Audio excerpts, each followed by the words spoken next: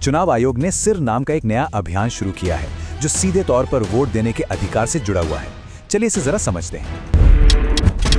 देखिए, ये अभियान 2 फेज में होगा। पहला फेज 4 नवंबर 2025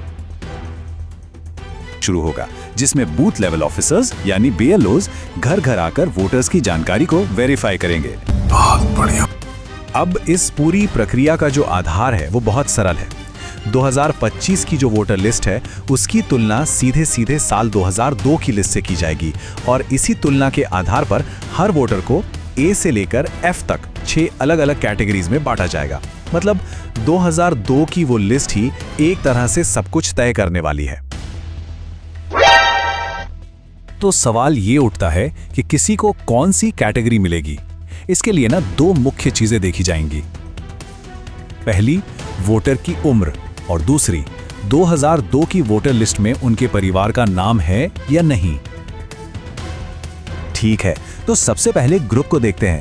ये वो लोग हैं जिनकी उम्र 38 साल या उससे ज्यादा है, यानी जिनका जन्म 1 जुलाई 1987 को या उससे पहले हुआ है। अगर उनका नाम 2002 की लिस्ट में मिल जाता है तो उन्हें रखा जाएगा कैटेगरी A में, और अगर नाम नहीं मिलता तो उन्हें डाल दिया जाएगा कैटेगरी B में।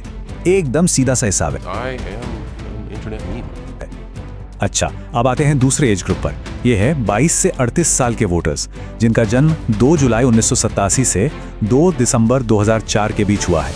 अगर इनके माता या पिता दोनों में से किसी एक का भी नाम 2002 की सूची में है तो उन्हें मिलेगी कैटेगरी C। लेकिन अगर माता पिता दोनों में से किसी का भी नाम उस लिस्ट में नहीं है तो फिर उन्हें कैटेगरी D में रखा जाएगा। और आखिर में बात करते हैं सबसे यंग वोटर्स की, यानी 18 से 21 साल के वोटर्स की। यहाँ पर नियम थोड़े और सख्त हैं।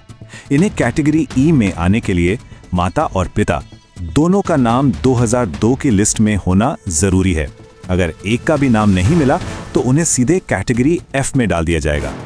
तो ये जो A, B, C, D categories हैं, इनका आखिर मतलब क्या है? इसका जवाब मिलता है हमें दूसरे फेज में।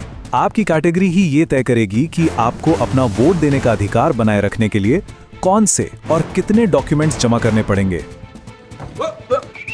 और कुछ मामलों में अपना वोट देने का अधिकार बचाने के लिए इतने डॉक्यूमेंट्स तक देने पड़ सकते हैं।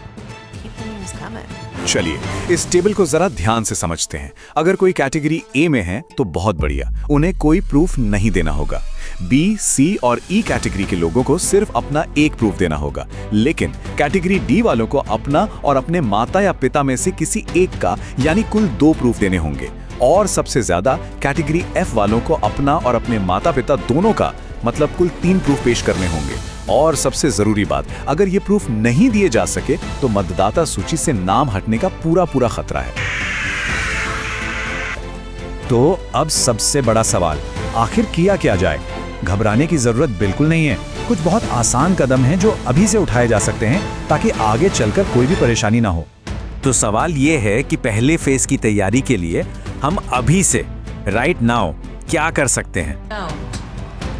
देखिए, हमारा लक्ष्य होना चाहिए कि हम सबसे आसान कैटेगरीज A, C और E में आ जाएं। इसके लिए क्या करना होगा?